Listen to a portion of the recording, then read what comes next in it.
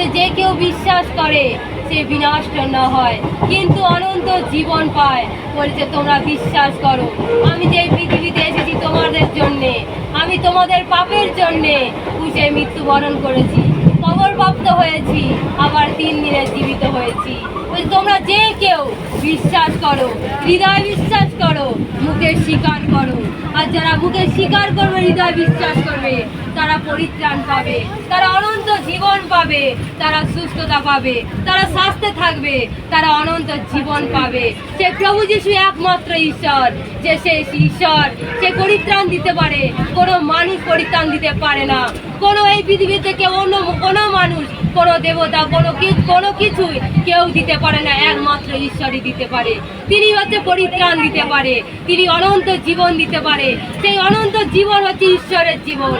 যার মধ্যে সেই অনন্ত জীবন থাকবে, তার মধ্যে সেই কোনো অসুস্থতা থাকবে না, কোনো রোগ থাকবে না, কোনো দুঃখ থাকবে না, কোনো কষ্ট থাকবে না। তিনি যেই পৃথিবীতে এসেছেন, তিনি আমাদের জন্য জীবন দিয়েছে, তিনি আমাদের জীবনের প্রভু জীবন দিয়েছে, প্রভু আমাদের পাপের জন্যে। তিনি আমাদেরকে আশীর্বাদ যুক্ত করেছেন, তিনি আশীর্বাদ যুক্ত করেছেন, তিনি আমাদেরকে ধার্মিক গণিত করেছে।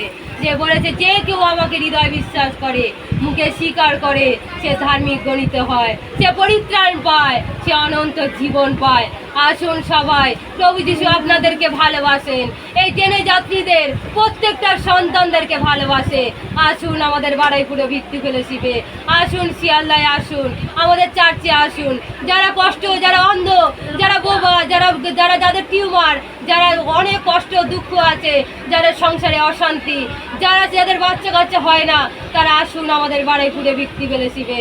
তারা সেখানে আসুন, বিশ্বাস করুন, তারা সেখানে আইলেই তারা সুস্থতা পাবে, সেখানে আসলেই তারা সুস্থ আনন্দে জীবনযাপন কাটাবে। যেমন আমরা জীবনযাপন কাটাচ্ছি, আমরা আনন্দে আছি, আমরা ওষুধ ছাড়া সুস্থ, আমরা সেই সুস্থতা লাভ করেছি, আমরা সেই অনন্ত জীবন পেয়েছি, আমরা ধার্মিক গণিত হয়েছি। প্রভু যিশু আমাদেরকে ভালোবাসে, তাই তার রাজ্যের কাজ করার জন্য আমাদেরকে তিনি মনোনীত করেছে। তোমরা যাও, সমস্ত সৃষ্টির নিকটে সুসমাচার প্রচার করো। আর আমরা সেই সৃষ্টির নিকটে আমরা সেই সুসমাচার প্রচার করি। ঈশ্বর বলেছে যে কেউ এখানে কোনো জাত ভেদাভেদ করেনি, কোনো হিন্দু, কোনো মুসলিম, কোনো খ্রিস্টান, কোনো জাত ভেদাভেদ করেনি। তিনি বলেছে সব ছোট বড়, তিনি শিশুদেরকে ভালোবাসেন, ছোট বড় উভয়, যারা বয়স্ক, যে কেউ আমাকে হৃদয় বিশ্বাস করুন, তারা বলুন, তারা আমার কাছে চাক, তারা যাচনা করুন, তাদের কি প্রয়োজন তারা দেবে। প্রভু যিশু তারা 2 হাত বাড়িয়ে আছে দেওয়ার জন্যে।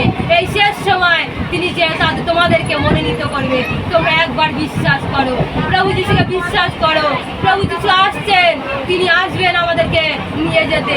যারা হৃদয় বিশ্বাস করেছে, মুখে স্বীকার করেছে, তারা সত্যে জীবনযাপন করছে, তারা প্রভু ঈশ্বরের বাক্য জীবনযাপন করছে, তারা বাক্য অনুরূপ যারা জীবনযাপন করে, প্রভু যিশু যাকে ভালোবাসে, যারা প্রভু যিশুকে ভালোবাসে, তার আজ্ঞা যারা পালন করবে, তারা আমরা সবাই সেই স্বর্গের রাজ্যে তারা সেখানে আনন্দ করব।